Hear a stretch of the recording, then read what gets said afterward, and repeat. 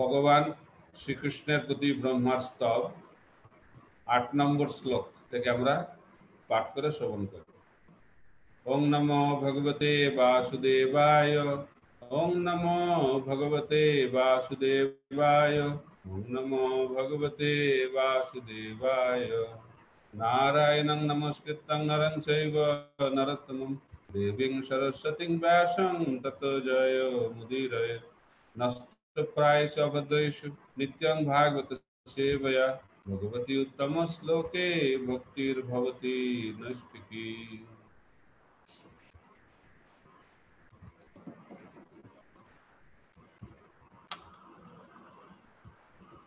তত্তে অনুকম্পাং সুসুমিক্ষমান ভুঞ্জান এবাত্ম কৃতম বিপাকম হিতবাক বপুদ্ভির বিদদন নমস্তে জীবেত য মুক্তি পদেশ দায় ভাগ।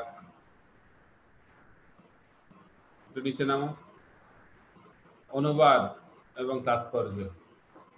অনুবাদ: যিনি আপনার অনুকম্পা লাভের আশায় তার পূর্বকৃত মন্দ কর্মের ফল ধৈর্য সহকারে ভোগ করতে করতে তার হৃদয়, বাক্য ও শরীরের দ্বারা আপনাকে প্রণতি নিবেদন করে জীবনযাপন করেন, তিনি অবশ্যই মুক্তি লাভের যোগ্য, কারণ তিনি উপযুক্ত উত্তরাধিকারী। তাৎপর্য: শ্রীল শ্রীধর স্বামী তার ভাষ্যে বিশ্লেষণ করে বলেছেন যে, পিতার উত্তরাধিকার লাভ করার জন্য বৈধ পুত্রকে যেমন শুধু জীবিত থাকতে হয়, তেমনি ভক্তিযোগের অবশ্য পালনীয় বিধিসমূহ অনুসরণ করে যিনি কেবলমাত্র কৃষ্ণ ভাবনামৃতে জীবন ধারণ করেন, তিনি স্বাভাবিকভাবেই পরমেশ্বর ভগবানের কৃপা লাভের যোগ্য হন। পক্ষান্তরে তিনি ভগবত ধামে উন্নীত হবেন। সুসমিক্ষ মান শব্দটির দ্বারা নির্দেশ করা হয়েছে যে, পূর্বকৃত পাপকর্মের যন্ত্রণাময় ফল ভোগ করা সত্ত্বেও ভক্ত পরমেশ্বর ভগবানের কৃপার জন্য সাগ্রহে অপেক্ষা করেন। শ্রীকৃষ্ণ ভগবদ্গীতায় বর্ণনা করেছেন যে, তার কাছে পূর্ণরূপে শরণাগত ভক্তের পূর্বকৃত কর্মের ফল আর ভোগ করতে হয় না। তা সত্ত্বেও ভক্ত যেহেতু তার মনের মধ্যে পূর্বের পাপময় মানসিকতার অবশিষ্টাংশকে তখনও পোষণ রাখতে পারেন, তাই ভক্তের ভোগস্পৃহার শেষ চিহ্নগুলিও সরিয়ে দেবার উদ্দেশ্যে ভগবান তার ভক্তকে শাস্তি দান করেন, যা কখনো পাপকর্মের ফলভোগ বলে মনে হয়। ভগবানের সামগ্রিক সৃষ্টির উদ্দেশ্যই হচ্ছে ভগবানকে বাদ দিয়ে জীবের উপভোগ করার প্রবণতাকে সংশোধন করা, এবং তাই সেই পাপকর্ম উৎপাদনের মানসিকতাকে সংকুচিত করার উদ্দেশ্যে বিশেষভাবে পরিকল্পিত নির্দিষ্ট কোনো শাস্তি প্রদত্ত হয়ে থাকে। ভক্ত যদিও ভগবানের ভক্তিমূলক সেবায় আত্মনিবেদিত, তবুও যতক্ষণ না তিনি কৃষ্ণ ভবনামৃতে সম্পূর্ণরূপে পূর্ণতা অর্জন করছেন, ততক্ষণ এই জড়জগতের ভ্রান্ত সুখ ভোগের সামান্যতম আগ্রহ তার মধ্যে থেকে যেতে পারে। তাই সেই অবশিষ্ট ভোগ আকাঙ্ক্ষার মূল উৎপাদনের জন্য ভগবান এক বিশেষ অবস্থার সৃষ্টি করেন। ঐকান্তিক ভক্তদের যে দুঃখ ভোগ তা ন্যায্যত কোনো কর্মীদের কর্মফলের মতো নয়, বরং এই জড়জগৎ থেকে সম্পূর্ণরূপে বিদায় নিয়ে তার প্রকৃত আলয় ভগবত ধামে ফিরিয়ে নিয়ে যেতে তার ভক্তকে অনুপ্রাণিত করবার জন্য তা ভগবানের এক বিশেষ কৃপা।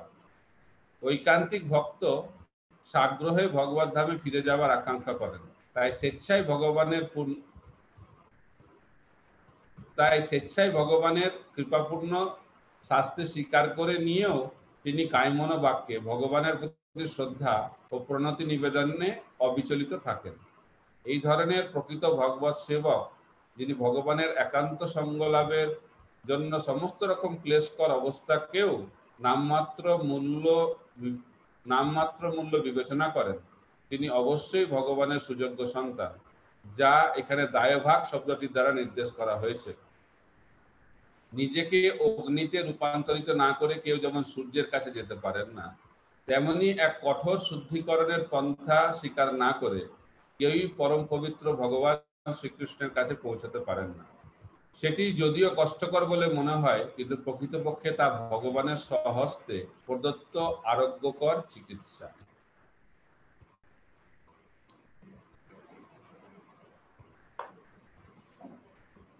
হরে কৃষ্ণ।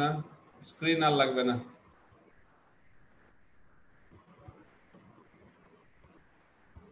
তো গত রোববার আমরা আলোচনা করছিলাম কিভাবে ব্রহ্মা বিমোহিত হয়েছিলেন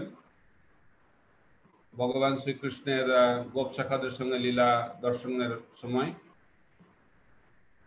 তা আজকের এই অধ্যায়ে ব্রহ্মা ভগবানের উদ্দেশ্যে স্তুতি করছেন। আর এই যে আজকের শ্লোক, এটা অত্যন্ত বিখ্যাত শ্লোক, এবং এই শ্লোকটি মাধ্যম দিয়ে ব্রহ্মা আমাদের কাছে বোঝানোর চেষ্টা করছেন যে ভগবত ধামে যেতে গেলে আমাদের কি রকম যোগ্যতা প্রয়োজন। তো ভগবান কৃষ্ণ ভগবত গীতাতে বলছেন এই জগৎটা হচ্ছে দুঃখের জগৎ, দুঃখালয়। তো এটা জানতে হবে এবং এই কথায় শ্রদ্ধা থাকতে হবে। সেটি হচ্ছে ভক্তের লক্ষণ। ভক্তের লক্ষণ হচ্ছে ভগবান এবং ভগবানের ভক্তের কথায় শ্রদ্ধা, শাস্ত্রের কথায় শ্রদ্ধা। তো ভগবান ভগবত গীতাতে বলছেন যে ভক্তামাম অভিজানাতি, একমাত্র ভক্তির মাধ্যম দিয়ে ভগবানকে জানতে পারা যায়। কর্মের দ্বারা, জ্ঞানের দ্বারা ভগবানকে জানা যায় না। তো সেই ভক্তি দু রকমের, শুদ্ধ ভক্তি এবং মিশ্র ভক্তি। আবার মিশ্র ভক্তি অনেক রকমের হতে পারে, মুখ্যত দু রকমের, কর্ম মিশ্র ভক্তি এবং জ্ঞান মিশ্র ভক্তি। কর্ম মিশ্র ভক্তি মানে আমরা ভক্তি করছি ভগবানের চরণে, কিন্তু আমার এই জগৎকে ভোগ করার বাসনা রয়েছে, ভোগ করছি, আমরা জড় জগৎকে ভোগ করছি এবং ভক্তি করছি। এটা হচ্ছে কর্ম মিশ্র ভক্তি। আবার আরেক ধরনের ভক্ত আছে যারা এই জগৎ থেকে মুক্তি লাভ করতে চায়, তাদেরকে বলা হয় জ্ঞান মিশ্র ভক্তি, এবং সেই ভক্তিকে বলা হয় জ্ঞান মিশ্র ভক্তি। আর এই দুই ভক্তির ঊর্ধ্বে রয়েছে শুদ্ধ ভক্তি। তো যে ভক্তির মধ্যে ভোগের বাসনা থাকবে না, আর যে ভক্তিতে মুক্তির বাসনা থাকবে না। ভক্ত মানে হচ্ছে নিষ্কাম। ভক্তি মুক্তি সিদ্ধিকামী সকলে অশান্ত, কৃষ্ণ ভক্ত নিষ্কাম অতএব শান্ত। কৃষ্ণ ভক্ত শান্ত কেন? কারণ কৃষ্ণ ভক্ত হচ্ছে নিষ্কাম। এই নিষ্কাম ভাবটা থাকা খুব গুরুত্বপূর্ণ। তো চৈতন্য মহাপ্রভু শিক্ষা দিচ্ছেন, ন ধনং ন জনং ন সুন্দরীং কবিতাং বা জগদীশ কাময়ে মম জন্মনি জন্মনিশ্বরে ভগবতাৎ ভক্তির অহৈতুকিতে। তা আমাদের ভক্তির এই যে মানসিকতা, আমি ধন চাই না, ন ধনং ন জনং, আমি অনুগামী চাই না, সুন্দরী, আমি সুন্দরী স্ত্রী চাই না, আমি কিছু চাই না এই জগতে। আমি কি চাই? আমি মুক্তিও চাই না, আমি আপনার চরণে অহৈতুকী ভক্তি লাভ করতে চাই। অহৈতুকী মানে কোনো জড়জাগতিক কোনো হেতু থাকবে না। অন্নাভিলাষিতা শূন্যম জ্ঞান কর্মাদি অনাবৃতম আনুকূল্যেন কৃষ্ণ অনুশীলনম ভক্তির উত্তম। শুদ্ধ ভক্তি মানে হচ্ছে যে ভক্তির মধ্যে কর্মের বাসনা, জ্ঞানের বাসনা থাকবে না। অর্থাৎ এই জগৎকে ভোগ করার বাসনা থাকবে না, আর এই জগৎ থেকে মুক্তি লাভ করার বাসনাও থাকবে না। তো কি বাসনা থাকবে? আনুকূল্যেন কৃষ্ণ অনুশীলন। সেই বাসনাটা হচ্ছে ভগবানের সন্তুষ্টি বিধান, এটাই বাসনা। যখন আমাদের ভক্তির মধ্যে ভগবানকে সন্তুষ্টি বিধান করা ছাড়া আর কোনো বাসনা থাকবে না, তো সেই ভক্তিকে বলা হচ্ছে অন্নাভিলাষিতা শূন্যম ভক্তি, অর্থাৎ শুদ্ধ ভক্তি। তো সেই শুদ্ধ ভক্তির কথাই আমাদের আচার্যরা ব্যাখ্যা করেছেন। ভক্তিরসামৃত সিন্ধু এবং অন্যান্য গ্রন্থে রূপ গোস্বামী আদি আচার্যরা এই শুদ্ধ ভক্তির কথাই ব্যাখ্যা করেছেন। এখন ভগবান বলছেন, সর্বধর্মান পরিত্যাজ্য মামেকং শরণং ব্রজ অহং ত্বং সর্ব পাপেভ্য মোক্ষয়িষ্যামি মা শুচঃ। ভগবত গীতায় অষ্টাদশ অধ্যায়ে ভগবান বলছেন যে সমস্ত কিছু পরিত্যাগ করে আমার শরণাগত হও।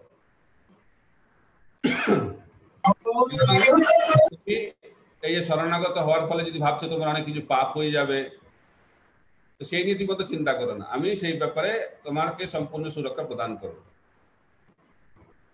তো ভগবান শরণাগত ভক্তদের দায়িত্ব গ্রহণ করেন। ভক্তি মানে হচ্ছে শরণাগতি। শরণাগতি মানে কি? শরণাগতি মানে হচ্ছে শরণাগতি 6টি লক্ষণ ভক্তিবিনোদ ঠাকুর ব্যাখ্যা করছেন। দৈন আত্মনিবেদন গতৃত্বে বরণ, অবশ্য রক্ষিবে কৃষ্ণ বিশ্বাস পালন। ভক্তি অনুকূল মাত্র কার্যর স্বীকার, ভক্তি প্রতিকূল ভাব বর্জন অঙ্গীকার। দৈন আত্মনিবেদন গতৃত্বে বরণ। দৈন মানে নিজেকে আমাদেরকে ছোট বলে মনে করতে হবে, তিনি আদপি শুনিয়েছেন। আমাদেরকে সম্পূর্ণরূপে ভগবানের চরণে আত্মনিবেদন করতে হবে। ভগবান হচ্ছেন আমাদের পালনকর্তা, ভগবান হচ্ছেন আমাদের রক্ষাকর্তা। আর আমাদের ভক্তির অগ্রগতির জন্য যেটা অনুকূল সেটাকে গ্রহণ করতে হবে, আর ভক্তিতে বাধা সৃষ্টিকারী যে প্রতিকূল পরিস্থিতি তাকে বর্জন করতে হবে। এটি হচ্ছে শরণাগতির লক্ষণ। তা আমরা এই জগতে সকলে সুখী হতে চাই, সুখী হবার প্রবণতা সকলের মধ্যে রয়েছে। তাই প্রভুপাদ বলতেন, চ্যান্ট অ্যান্ড বি হ্যাপি, জপ করো এবং সুখী হও। তো 3টে জিনিস রয়েছে, সুখ, শান্তি এবং আনন্দ। ইন্দ্রিয়ের সঙ্গে ইন্দ্রিয় বস্তুর মিলনের ফলে যে অনুভূতি তাকে বলা হয় সুখ, মনের যে অনুভূতি তাকে বলা হয় শান্তি, আর আত্মার যে অনুভূতি তাকে বলা হয় আনন্দ। 3টে আলাদা জিনিস, কিন্তু সাধারণত এই 3টাকে একভাবে অনেক সময় আমরা ব্যবহার করে থাকি। তো আনন্দ এই জগতের বস্তু নয়, আনন্দ হচ্ছে চিন্ময় বস্তু। আত্মার অনুভূতিটা হচ্ছে আনন্দ। আত্মা যখন ভগবানের সঙ্গে যুক্ত হয় তার ঐকান্তিক শুদ্ধ সেবার মাধ্যম দিয়ে, তার ফলে আত্মার এই দিব্য আনন্দ লাভ হয়। এখন ভক্ত শরণাগত হয়েছে, তো তা সত্ত্বেও এই শ্লোকে বলা হচ্ছে যে ভক্ত শরণাগত হয়েছে এবং ভগবানের কৃপার জন্য অপেক্ষা করছেন, এবং সেই সঙ্গে তিনি এই জগতের কষ্টও ভোগ করছেন, এবং সেই সময় তিনি ভগবানকে তার শ্রদ্ধা সেবা নিবেদন করছেন। এরকম পরিস্থিতিতে যদি কেউ ভক্তি করতে পারে তাহলেই সেই ভগবত ধামে যাওয়ার উপযুক্ত ব্যক্তি।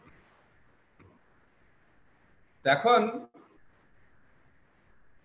দুঃখ এই জগতের একটি স্বাভাবিক বৈশিষ্ট্য। তা আমরা যদি পুণ্য করি তাহলে আমরা সুখ লাভ করি, আর পাপ করলে দুঃখ লাভ হয়। যখন সুখ হয় তখন আমরা খুব আনন্দ পাই, আর যখন দুঃখের সময় আসে তখন আমাদের মনটা খারাপ হয়ে যায়। এটাই জগতের নিয়ম। তো বিভিন্ন স্তরের ভক্ত রয়েছে, বিভিন্ন স্তরের মানুষ রয়েছে। এক সব থেকে সর্বনিম্ন স্তর হচ্ছে যে যখন আমাদের জীবনে কোনো ভালো কিছু হয় আমরা কাউকে বলি না যেটা কেন হলো, ভাবছি এটা আমার জন্যই হয়েছে। আর যখন খারাপ সময় আসে তখন আমরা ভগবানকে দোষারোপ করি। এটা হচ্ছে সর্বনিম্ন স্তরের চেতনা। যখন ভালো কিছু হয় তখন আমরা কিন্তু ভগবানকে কিছু বলি না, আমরা এটা গ্রহণ করে নিই যেটা আমার প্রাপ্য। কিন্তু যখন খারাপ সময়টা আসে তখন আমরা ভগবানকে দোষারোপ করি। এটা হচ্ছে সর্বনিম্ন চেতনা। তারপরে তার থেকে একটু উন্নত চেতনা, যখন খারাপ সময়, যখন ভালো সময় আসে তখন আমরা ভগবানকে ধন্যবাদ জানাই, হে ভগবান আপনাকে অসংখ্য ধন্যবাদ, আপনি আমাকে এত সুন্দর কিছু দিলেন। আর খারাপ সময় যখন আসে তখন ভগবানকে বলি, হে ভগবান আমি তো আপনার ভক্ত, আমাকে কেন এই দুঃখের মধ্যে ফেলছেন? অনেক ভক্তই এটা প্রশ্ন করে, প্রভু আমি কথা শুনছি।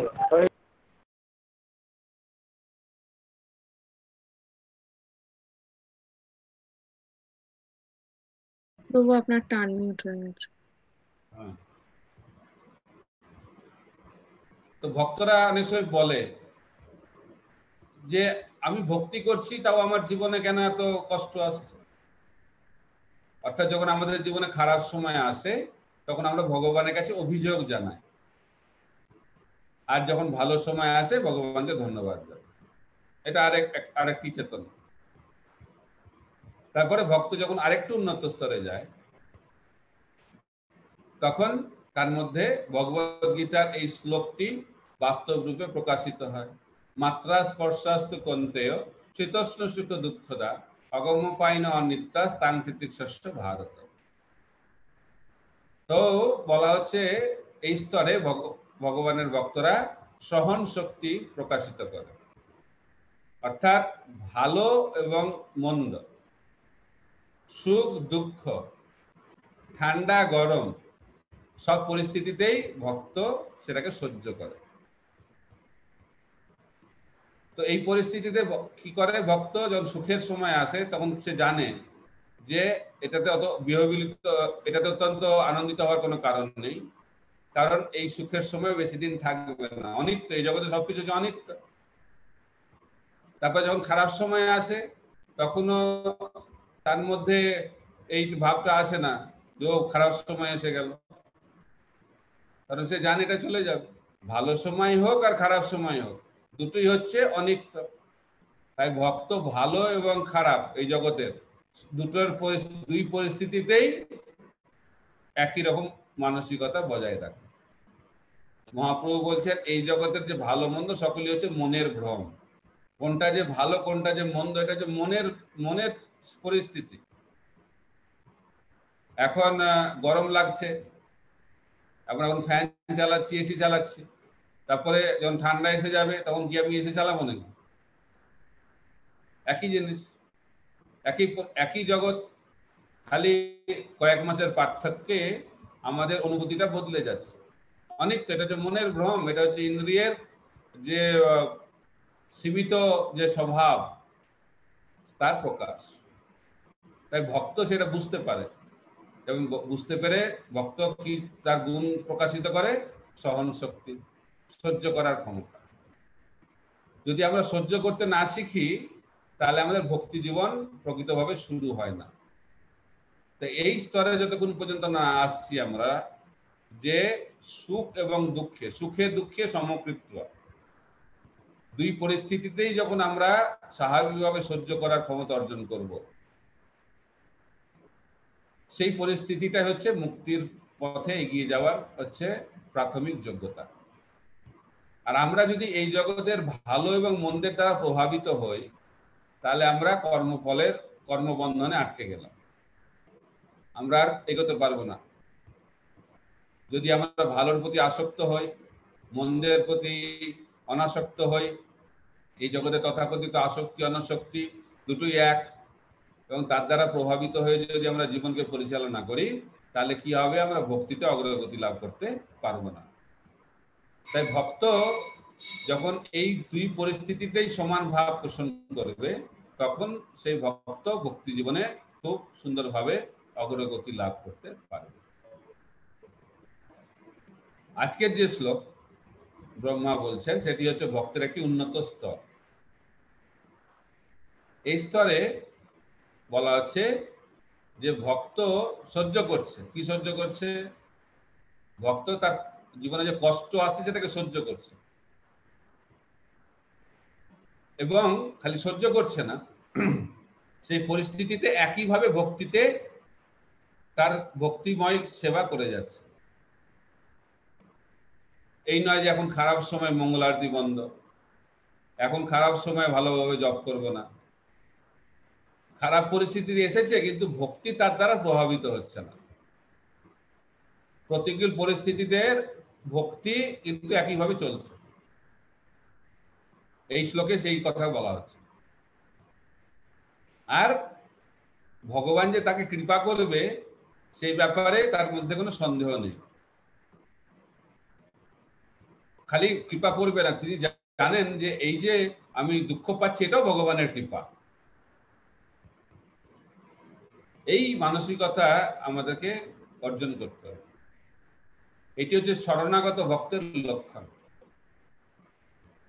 যার প্রশ্ন হতে পারে, আমরা তো জানি যে ভক্ত শরণাগত, কিন্তু শরণাগত ভক্তের জীবনে এত দুঃখ কেন আসছে? এটা প্রশ্ন।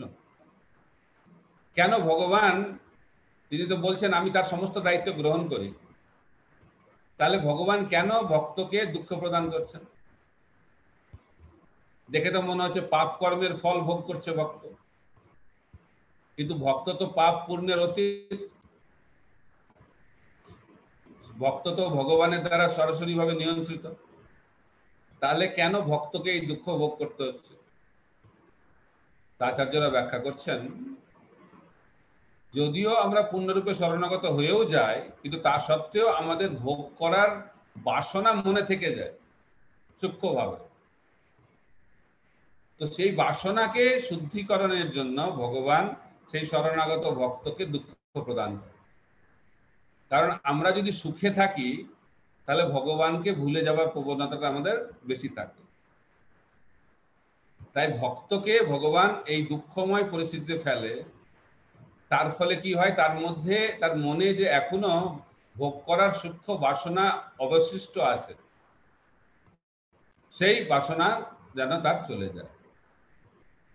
সেই কারণে ভগবান ভক্তকে, যে ভক্ত শরণাগত, সেই ভক্তকে দুঃখ প্রদান করে থাকে। আর অন্য একরকম ভাবে ব্যাখ্যা করা হচ্ছে, যখন ভক্ত শরণাগত হয়,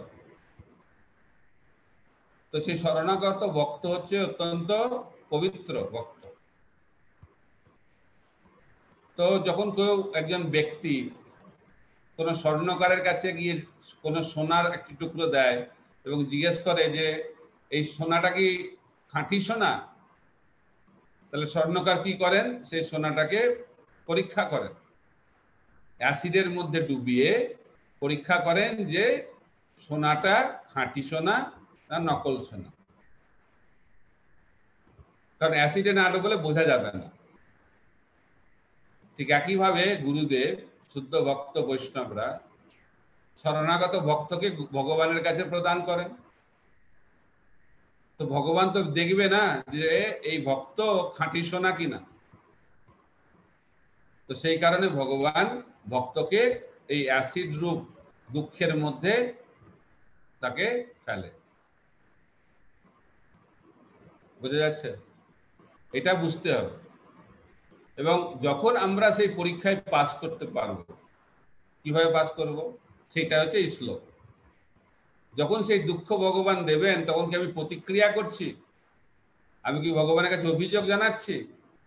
যদি আমি অভিযোগ জানালাম, তাহলে আমি পরীক্ষায় ফেল করে গেলাম।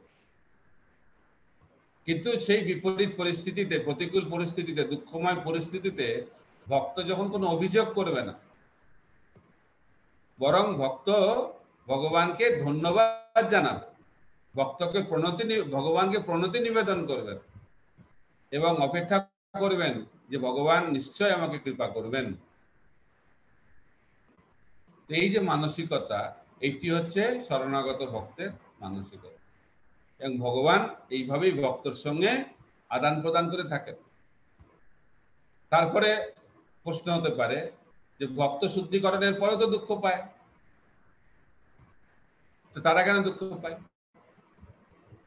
তার কোনো জড় কামনা বাসনা নেই। প্রহ্লাদ মহারাজ সম্পূর্ণরূপে জড় কামনা বাসনা থেকে মুক্ত, কিন্তু তাকেও কত বিপদের মধ্যে পড়তে হচ্ছে। এরকম অনেক উদাহরণ রয়েছে।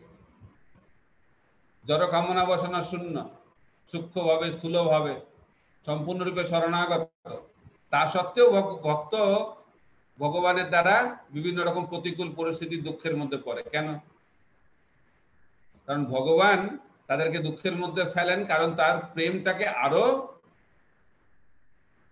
ইন্টেন্সিফাই করার জন্য, তাকে আরো বেশি, মানে কি বলবো, এটাকে আরো বেশি ঘনীভূত করার জন্য। ভক্তের তো ভগবানের প্রতি প্রেম রয়েছে, কিন্তু সেই প্রেমটাকে আরো যাতে গাঢ় করা যায়, সেই জিনিসটাকে করার জন্য ভগবান কি করেন, ভক্তকে, পূর্ণ শরণাগত ভক্তকে, পূর্ণরূপে কামনা বাসনা শূন্য ভক্তকেও বিভিন্ন প্রতিকূল পরিস্থিতির মধ্যে ফেলেন, যাতে ভক্ত ভগবানকে পাওয়ার জন্য আরো বেশি ঐকান্তিক হয়, ভক্তের প্রেমটা যেন আরো যেন ঘনীভূত হয়। এটা হচ্ছে ভগবানের ভক্তের সঙ্গে আদান প্রদান করার পন্থা। তো এটাতে আমাদেরকে ভয় পাওয়ার কোনো কারণ নেই। অনেকে ভয় পেয়ে যায়, কারণ ভগবান বলছেন শ্রীমদ্ ভাগবতের আরেকটি শ্লোকে, তিনি বলছেন, যখন আমি কাউকে বিশেষ কৃপা করি তখন তার কি করি, আমি তার সমস্ত জড়জাগতিক ঐশ্বর্য কেড়ে দিই, ওটা যে ফার্স্ট। তারপরে কি হয়, সমস্ত আত্মীয় স্বজন বন্ধু বান্ধব তাকে পরিত্যাগ করে। এইভাবে তাকে আমি বারবার বিভিন্ন ধরনের বিপদের মধ্যে ফেলি। ভগবান বলছেন শ্রীমদ্ ভাগবতের শ্লোক। আর এটি হচ্ছে আমার ভক্তের প্রতি বিশেষ কৃপা প্রদর্শন। এই শ্লোক পড়লে কি ভগবানের ভক্ত হবে নাকি? আমরা তো ভগবানের কাছে যাই যাতে আমাদের পরিস্থিতিটা ভালো হয়, কারণ আমরা জানি না কোনটা ভালো কোনটা মন্দ। আমরা ভাবি যে আমাদের চিন্তা অনুযায়ী যেটি অনুকূল সেটি হচ্ছে আমার জন্য ভালো। এই জগতের অনুকূল এবং প্রতিকূল দুটি হচ্ছে মনের ভ্রম। যে পরিস্থিতি আমাকে ভগবানের কাছে নিয়ে যাবে সেটি হচ্ছে অনুকূল পরিস্থিতি। তাই সাধারণভাবে আমাদের প্রবণতা হচ্ছে, যখন আমরা ভালো পরিস্থিতিতে থাকি তখন স্বাভাবিকভাবে আমাদের ভগবানকে ভুলে যাওয়ার প্রবণতা জাগরিত। এটা হচ্ছে বদ্ধজীবের লক্ষণ। আর বিপদে পড়লে ভগবানের কাছে যায়। তাই ভগবান সেটা জানেন। সেই কারণে যারা ঐকান্তিক ভক্ত তাদেরকে ভগবান সবসময় বিপদের মধ্যে রাখেন, কারণ তাহলে বিপদের মধ্যে থাকলে কি হবে, ভক্ত সবসময় ভগবানের কথা চিন্তা করবে। এবং সেটি হয়েছিল পাণ্ডবদের জীবনে। তো পাণ্ডবরা তো ভগবানের শুদ্ধ ভক্ত, কিন্তু তাদের কি বিপদ হয়নি, কুন্তী মহারানীর কি বিপদ হয়নি, পাণ্ডবদের কি বিপদ হয়নি, সব রকম বিপদ, সব ধরনের প্রতিকূল পরিস্থিতির তাদেরকে মোকাবিলা করতে হয়েছে, কিন্তু কখনো তারা অভিযোগ জানাননি এবং সমস্ত প্রতিকূল পরিস্থিতিকে অতিক্রম করে তারা অন্তিমে জয়লাভ করেছেন। কেন? কারণ তারা ভগবানের আশ্রয় গ্রহণ করেছেন। আশ্রয় করিয়া ভজে কৃষ্ণ তারে নাহি তজে, বাকি সব মরে অকারণ। তাই যে শরণাগত ভক্ত, তাদের জীবনে তথাকথিত সুখ দুঃখ সেটি ভগবান প্রদান করেন। কেন প্রদান করেন? যাতে ভক্ত আরো তা ভগবানের কাছে পৌঁছাতে পারে। ছিল প্রভুপাদের জীবন, তিনি যখন এলাহাবাদে ছিলেন তখন তার সমস্ত ব্যবসা চলে গেল, আত্মীয় স্বজন চলে গেল, ওনার কেউ নেই। বৃন্দাবনে একলা তিনি রয়েছেন রাধা দামোদর মন্দিরে। তখন প্রভুপাদ কি অভিযোগ জানাচ্ছেন? প্রভুপাদ তখন এই ভগবান শ্রীকৃষ্ণের এই শ্লোককে তিনি স্মরণ করছেন, এটি ভগবানের বিশেষ কৃপা। কারণ সেই সমস্ত জিনিস কেড়ে না নিলে কি করে প্রভুপাদ সন্ন্যাস গ্রহণ করবেন, কি করে ছিল প্রভুপাদ বৃন্দাবনে আসবেন, কি করে প্রভুপাদ সম্পূর্ণরূপে কৃষ্ণ ভক্তি প্রচারের জন্য নিজের জীবনকে উৎসর্গ করবেন। সেই কারণে ভগবান তার সমস্ত কিছু তিনি কেড়ে নিলেন। এটা ভগবানের কৃপা। সেই একই প্রভুপাদ যখন আবার আন্তর্জাতিক কৃষ্ণ ভাবনামৃত সংঘ ইসকন শুরু করলেন, তখন ভগবান তাকে কত কিছু দিলেন, কারণ তখন সেটা ছিল প্রভুপাদের কৃষ্ণ ভক্তি প্রচারের জন্য প্রয়োজন। তাই ভগবান জানেন আমাদের জীবনে কি প্রয়োজন, আমরা জানি না। আমরা সবসময় আপাত বিচার করি, আমরা সবসময় প্রিয়, এখন কি এতে আমার ভালো হয়ে যাবে, এই ধরনের মানসিকতা নিয়ে আমরা ভগবানের কাছে প্রার্থনা করি, কারণ আমরা জানি না যে আমাদের কিসে মঙ্গল। ভগবান জানেন। সেই কারণে চৈতন্য মহাপ্রভু বলছেন যে আমা ভজে বিষয় মাঙে সে তো বড় মূর্খ। আমি তো বিজ্ঞ, তারে বিষয় কেন দিব, সচরণামৃত দিয়া বিষয় ভুলাই। তো গৌড়ীয় বৈষ্ণবদের কাছে এইটি হচ্ছে আশাদায়ক একটি শ্লোক। আর মহাপ্রভুর এই মনোভাবই হচ্ছে আমাদের উদ্ধার লাভের একমাত্র আশা। আমরা যদি মহাপ্রভুর কাছে যাইও জাগতিক বাসনা নিয়ে, মহাপ্রভু আমাদেরকে দেবেন না। কেন কেন দেবেন না? মহাপ্রভু বলছেন আমা ভজে বিষয় মাঙে, সে তো বড় মূর্খ। তাই ভগবানের কাছে গিয়ে জড়জাগতিক বিষয় চাওয়াটা এটা বুদ্ধিমানের কাজ না। তারপরে মহাপ্রভু বলছেন আমি তো বিজ্ঞ, তারে বিষয় কেন দেব? সচরণামৃত দিয়া বিষয় বুলাইব। তাই মহাপ্রভু বলছেন আমি তো বিজ্ঞ, আমি তো মূর্খ নয়, তাই আমি তাকে বিষয় দেব না। সচরণামৃত দিয়ে, আমি আমার আশীর্বাদ দিয়ে তার সমস্ত বিষয় আসক্তিকে আমি দূর করব। এটা হচ্ছে আমাদের একটি বিরাট আশাদায়ক একটি শ্লোক মহাপ্রভুর করুণা। কিন্তু আমাদেরকে জানতে হবে যে ভক্ত বড় বুদ্ধিমান। ভক্ত বলেন যে আপনার কিছু প্রয়োজন নেই, আপনার চরণটা হলেই হবে, আপনার শ্রীচরণ চাই। কারণ ভক্ত জানে চিন্তামণি প্রকর সদ্মসু কল্প বৃক্ষ লক্ষা বিতেষু সুরভীর অভিপালয়ন্তম লক্ষ্মী সহস্র শত সম্ভ্রম সেব্যমানম গোবিন্দম আদি পুরুষম তমহং ভজামি। কারণ ভক্ত জানে যে ভগবানের শ্রীচরণ, গোবিন্দের শ্রীচরণকে সেবা করার জন্য কত লক্ষ্মী দেবী লাইন দিয়ে দাঁড়িয়ে আছেন, শত সহস্র লক্ষ লক্ষ লক্ষ্মী দেবীরা লাইন দিয়ে দাঁড়িয়ে আছে ভগবানের শ্রীচরণকে সেবা করার জন্য। আর সেই শ্রীচরণ যদি আমরা লাভ করি তাহলে কি আমাদের কোনো কিছুর অভাব হবে নাকি? কিন্তু আমাদের ভগবানের শ্রীচরণের প্রতি আকর্ষণ নেই, কিন্তু ভগবানের শ্রীচরণকে সেবা করার জন্য যে সমস্ত ঐশ্বর্য তার প্রতি আমাদের আকর্ষণ। সেই কারণে আমরা এই জগতে থেকে যাচ্ছি। কিন্তু ভক্ত বুদ্ধিমান, এই জন্য বলে কৃষ্ণ যে ভজে সে বড় চতুর। ভক্ত কি প্রার্থনা করছেন ভগবানের কাছে? ন ধনং ন জনং ন সুন্দরীং কবিতাং বা জগদীশ কাময়ে মম জন্মনি জন্মনীশ্বরে ভগবতাৎ ভক্তির অহৈত কীতই। বলছে ভগবান আমার কিচ্ছু চায় না, আমার মুক্তিও চায় না, আমার কি চাই? আপনার শ্রীচরণে অহৈত কি ভক্তি চায়। এই যে চাওয়া, ভগবানের কাছে কি চাইতে হয় সেটা শিক্ষা লাভ করার জন্য আমাদেরকে নিয়মিতভাবে গীতা ভাগবত পড়া দরকার। বিশেষ করে শ্রীমদ ভাগবতে প্রার্থনা, এখানে ব্রহ্মার যে প্রার্থনা অত্যন্ত গভীর, সেই প্রার্থনা তার মাধ্যম দিয়ে ভক্তের চেতনার পরিস্থিতি আমরা বুঝতে পারি। উন্নত ভক্ত কি ভগবানের কাছে প্রার্থনা করে। তো এইটাকে বোঝার জন্য আমি একটা সুন্দর একটা ছোট্ট গল্প বলবো, যার মাধ্যম দিয়ে আমরা বুঝতে পারবো যে ভগবানের কাছে গিয়ে জাগতিক ঐশ্বর্য চাওয়াটা কত মূর্খামির কাজ। তিনজন বন্ধু গেছে একজন রাজার কাছে। তো রাজা অত্যন্ত পুণ্যবান রাজা, সে দান করেন। তো তিন বন্ধু গেছে, তো প্রথম বন্ধু রাজার কাছে পৌঁছেছে। তো প্রথম বন্ধুকে জিজ্ঞেস করছে রাজা, কি চাই? তুমি আমার কাছে এসেছো, তোমার কি চাই? প্রথম বন্ধু বলছে যে আমার বাড়িটা ভাঙাচোরা, আমাকে যদি একটা সুন্দর বাড়ি বানিয়ে দেন তাহলে খুব ভালো হয়।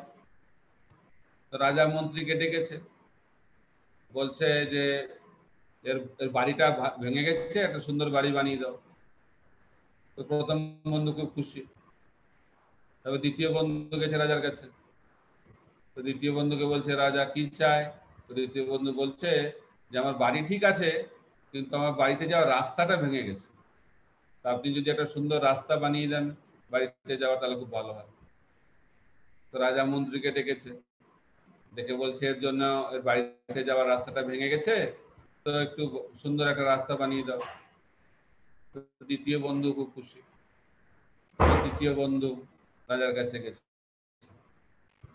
তো তৃতীয় বন্ধুকে রাজা জিজ্ঞেস করছে তোমার কি চাই? তো তৃতীয় বন্ধু বলছে আমার কিছু চাই না।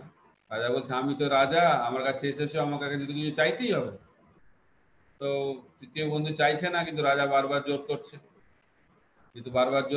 তাই তৃতীয় বন্ধু বলছে ঠিক আছে, আপনি যখন বলছেন আপনি কিছু দেবেন, তাই আপনার কাছে আমি এটা চাইছি যে আপনি আমার বাড়িতে এসে একদিন থাকবেন। তো অন্য দুই বন্ধু তো অবাক হয়ে গেছে, আরে রাজার কাছে এলো, কিছু চাইলো না, আর বলছে রাজাকে ওর বাড়িতে রাখবে, কি মূর্খ একটা, বুদ্ধিমান, কোনো বুদ্ধি নেই।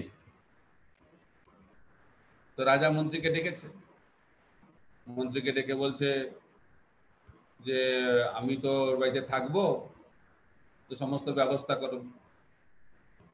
তো মন্ত্রী এখন সব ব্যবস্থা করবে। তো রাজা কোথায় থাকবে গিয়ে? তো রাজপ্রাসাদ বানানো হয়েছে। তো রাজা যে যাবে, কোন পথে যাবে? রাজপথে যাবে, রাজপথ বানানো হয়েছে। তো রাজা সেখানে থাকবে। তো পুরো জায়গাটা সুন্দর একটা রাজধানীতে পরিণত হয়েছে। তো কে বুদ্ধিমান? যে বাড়ি চাইলো, যে রাস্তা চাইলো, না যে রাজাকে চাইলো? আমরা সেটা বুঝতে পারি না।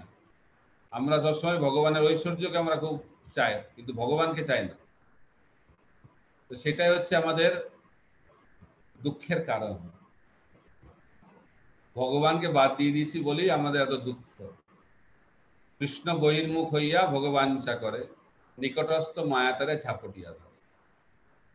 যে আমরা দুঃখ পাচ্ছি, যে ভগবানকে বাদ দিয়ে আমরা সুখ ভোগ করার চেষ্টা করছি, এটি হচ্ছে আমাদের দুঃখের কারণ।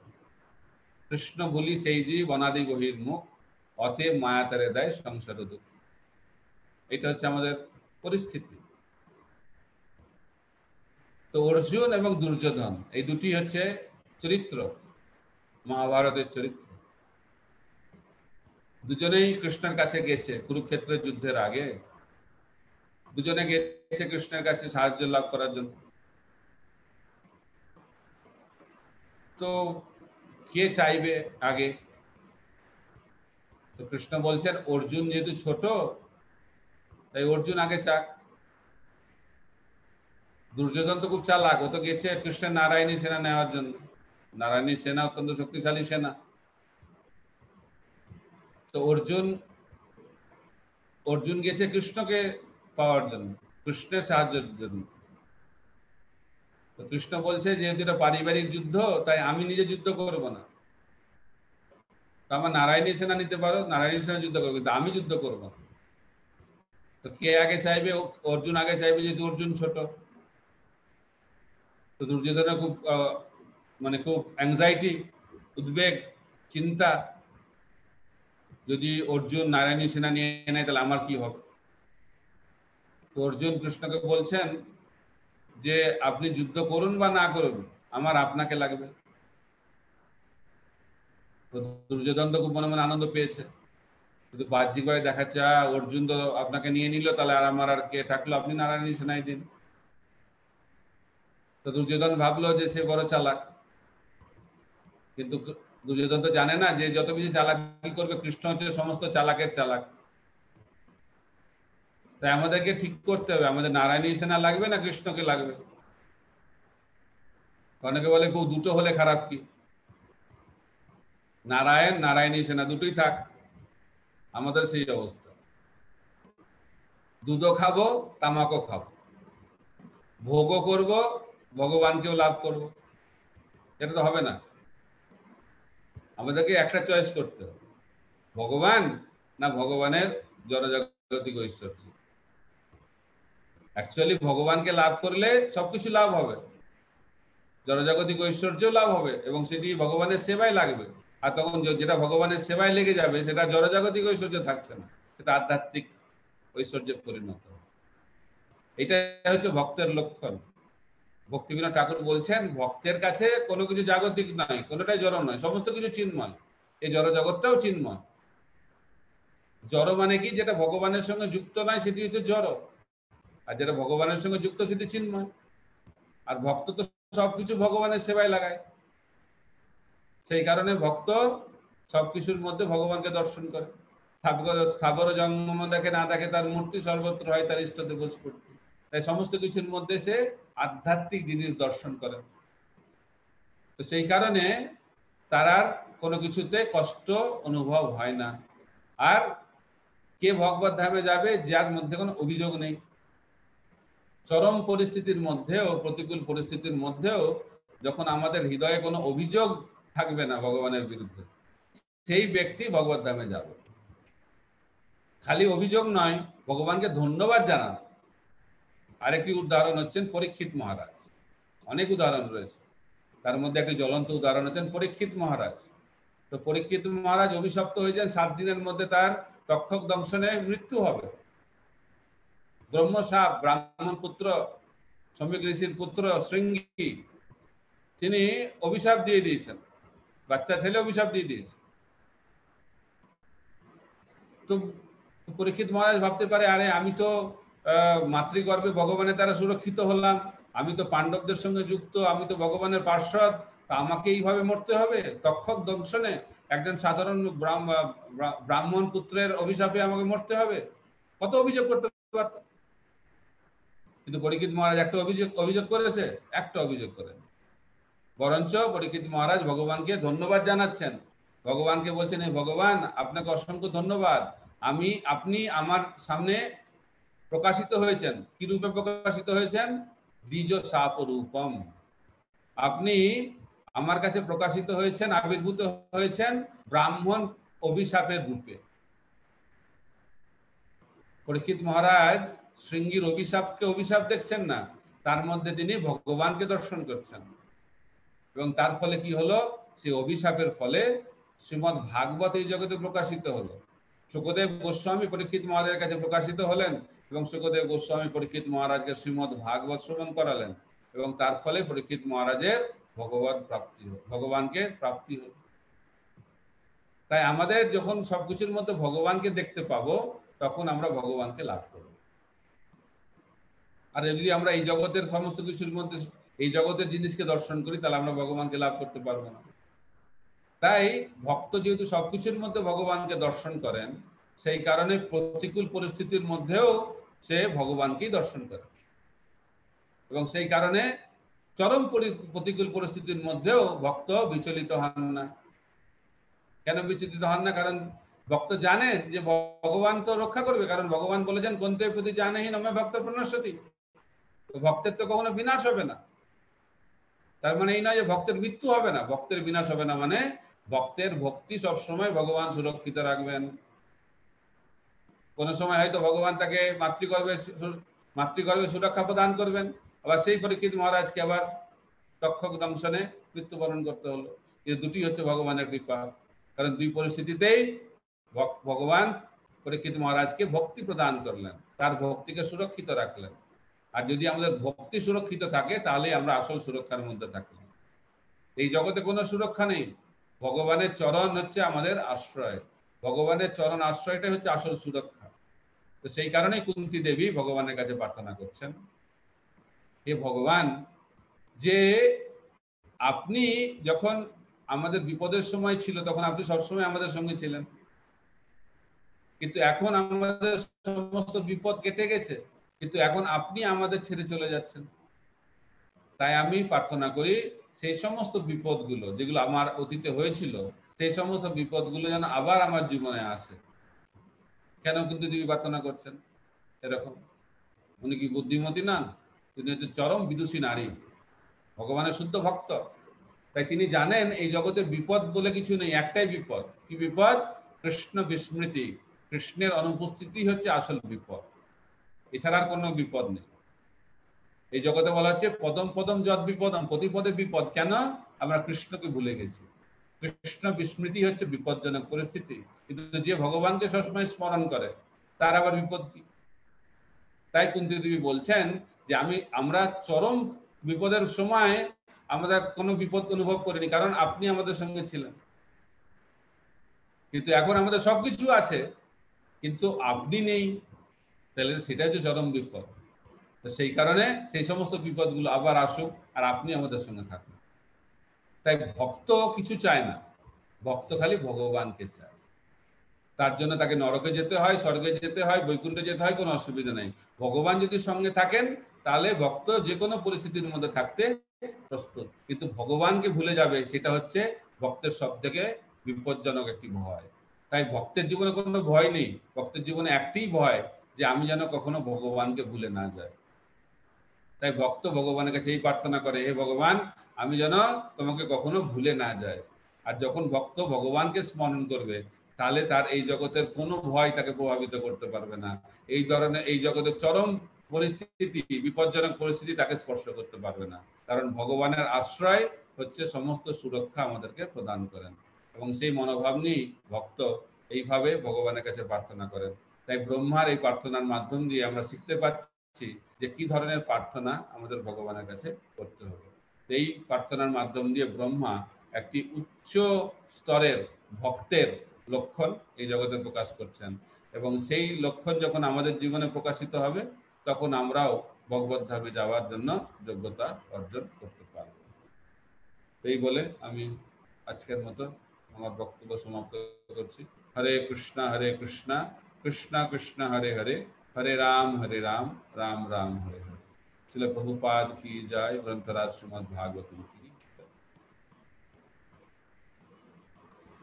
প্রশ্ন হবে একটা? হ্যাঁ, প্রশ্ন হতে পারে, রেকর্ডিং বন্ধ হয়ে যাবে।